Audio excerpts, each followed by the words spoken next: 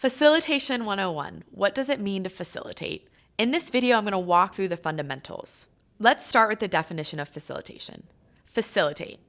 To make an action or process easy or easier. To bring about an outcome by providing indirect or unobtrusive guidance, assistance, or supervision. Our job as a facilitator is to do exactly this.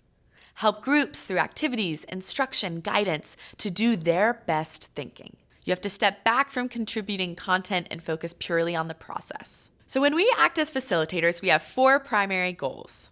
First, encourage full participation. We have to ensure that everyone has a space to contribute in a democratic and comfortable way. Number 2, promote mutual understanding. As the facilitator, it's our job to make sure everyone is aligned and speaking that same language. We often do this through creating shared visuals and artifacts. 3, foster inclusive decisions. The output of a workshop is only as useful as everyone believes in it. This buy-in and accountability comes from participatory decision-making, co-creating conclusions and next steps that everyone can really get behind. And 4th, cultivate shared responsibility. As facilitators, we are the protectors of the democracy within the workshop. We help the group identify who will be responsible for what in a way that is shared and fair. So we have what it means to facilitate, and we have your 4 goals. So next, I want to give you a framework of guidelines to practice. First and most fundamental is practice a constant state of active listening.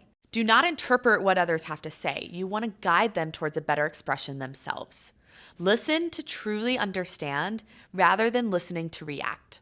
Second guideline, create space. Use your role as a facilitator to invite people to contribute, even those who may be quiet and reserved. If someone looks like they want to speak, invite them to. Was there something you wanted to say? Did you have an idea? You look like you may have an opinion on this. Third, improvise. There's no one technique that's always going to work. It's a situational matter of group dynamics, attitudes, and goals. You can plan ahead, but you have to be ready to adapt to what's happening in the moment. Fourth, be authentic. You don't have to pretend you know everything, nor is it your role to as a facilitator. You are an expert in the process, not the content. I've seen a range of incredible facilitators, and they all have their own style.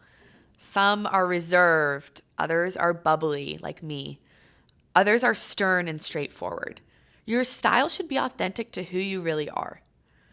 5, avoid advice. As a facilitator, you should be objective. At times, it's appropriate to express your viewpoint, but never as a should or this is what I would do. This can be really hard, but it's very important. Start by avoiding phrases like I would, if I were you, you should. Lastly, embrace conflict.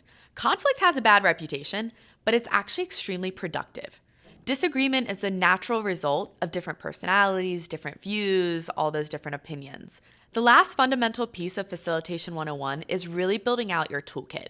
Master facilitators all reference having a toolbox of methods that they can pull on during a workshop in planned or improvised ways. So what's in a toolbox? I think about it in 3 sections. First, tools. These are the materials you use to create artifacts. And then the second section, activities.